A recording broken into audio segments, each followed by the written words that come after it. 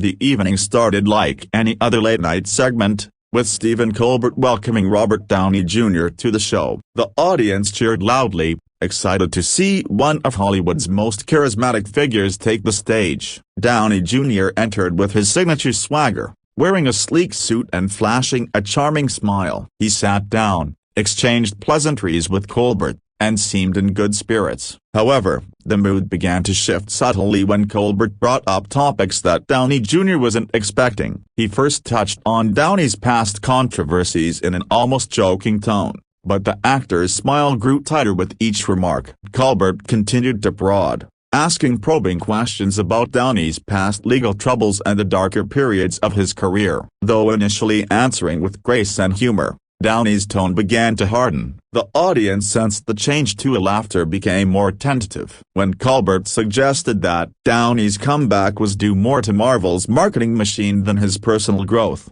Downey's mood visibly soured. He leaned forward and pointedly asked if the host was trying to undermine his personal journey. Colbert responded with a smirk, which only added fuel to the tension. Downey shifted in his seat, clearly irritated. "If you want to turn this into a therapy session, I can start charging," he quipped. The audience laughed nervously, but Colbert wasn't backing down. He pressed further about Downey's political views, trying to corner him into making a statement on recent Hollywood controversies. Downey attempted to deflect, but Colbert, emboldened by the segment's drama, doubled down. The air grew thick with discomfort. Downey's eyes narrowed as he gave Colbert a long, scrutinizing look. What began as light banter had turned into a verbal sparring match. Colbert asked if Downey felt guilty for the privilege he had in bouncing back when many others in Hollywood never got a second chance. Downey's voice was calm but icy as he replied, "You know nothing about what I went through. That comeback wasn't gifted to me." The crowd was silent now,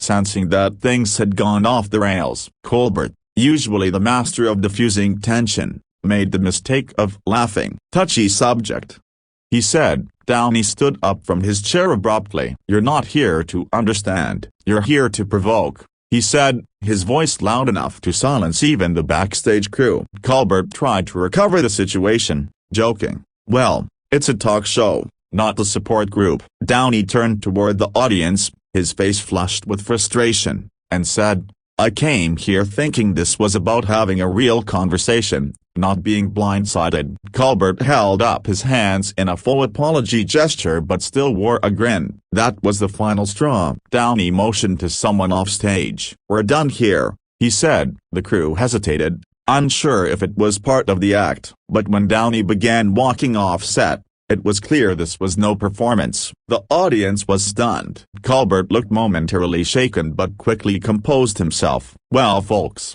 Iron Man has left the building," he quipped, trying to salvage the moment. But it didn't land. The crowd clapped awkwardly, unsure whether to laugh or feel concerned. The show cut to commercial, leaving viewers in stunned silence. Social media exploded within minutes. Clips of the tense exchange were uploaded and shared widely. Hashtags like Colbert vs. Downey and Iron Man meltdown started trending. Some viewers took Colbert's side, saying he was just doing his job. Others accused him of ambushing a guest who had come in good faith. Downey released a short statement through his publicist later that night, stating, "I expected respect. What I got was an ambush." Meanwhile, Colbert addressed the moment on his Twitter account with a vague message about the importance of open conversation. Behind the scenes, CBS executives reportedly panicked. The segment had not been scripted to end this way, and Downey's team was not pleased. Insiders said Downey had made it clear before the taping that he didn't want to delve into old wounds or be pushed into political commentary. Colbert's team had apparently agreed but then violated that agreement for the sake of ratings. The betrayal was not taken lightly. Industry insiders speculated that Downey might blacklist Colbert's show for future press appearances. The fallout continued the next day. Morning talk shows replayed clips of the confrontation,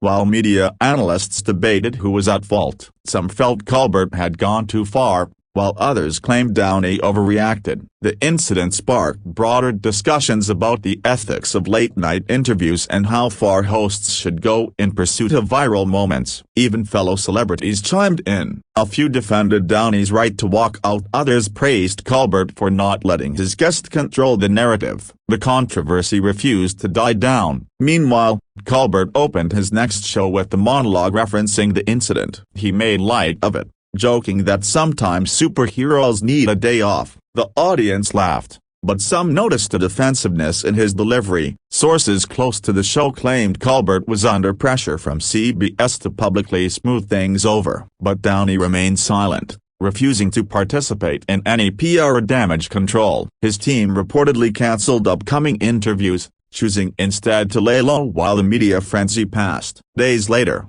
an unedited behind-the-scenes clip leaked online. It showed Downey confronting a producer backstage, demanding to know why he'd been misled. The producer looked uncomfortable and muttered something about editorial freedom. Downey's expression said it all: a betrayal, disappointment, and a simmering rage. The clip only fueled the controversy further, with fans rallying around him. Colbert's credibility took a hit, and rumors swirled that CBS was reviewing internal policies for guest treatment on live broadcasts. The episode soon took on a life of its own. Memes circulated, late-night rivals made jokes, and podcast hosts dissected every frame of the altercation. Think pieces flooded the internet, discussing masculinity, power dynamics, and the media's role in public humiliation. Some praised Downey for standing his ground, others criticized him for being overly sensitive. But one thing was clear: this wasn't just another celebrity outburst. It had struck a chord with viewers who were tired of manufactured drama masquerading as entertainment. As the dust settled, Downey slowly re-emerged into the public eye. He appeared at a charity event a few weeks later, where he briefly referenced the Colbert incident, saying, "I'm not here to entertain conflict. I'm here to do work that matters." The crowd applauded, and the moment went viral for its maturity. Meanwhile, Colbert continued to joke about the event on his show, but it lacked its former bite. The incident had changed public perception in subtle but lasting ways. Trust had been fractured. Colbert eventually addressed the issue seriously in an interview, admitting that things got a little out of hand. He stopped short of apologizing but acknowledged that Downey had a right to feel blindsided. "It's live television," he said. "Sometimes things spiral." The admission was enough for some, but not for others. Downey never returned to the show. The rift remained, a reminder of how even the most seasoned performers can fall prey to ego, misunderstanding, and the pressures of public spectacle. In the end, the incident became part of late-night legend. It was replayed in retrospectives and most awkward TV moments compilations. But for those involved, it was more than just content. It was a lesson in boundaries, respect, and the dangers of turning real people into sound bites. For Downey, it reaffirmed his commitment to authenticity. For Colbert, it was a sobering reminder of the fine line between satire and cruelty. And for audiences, it was unforgettable, precisely because it wasn't supposed to happen at all.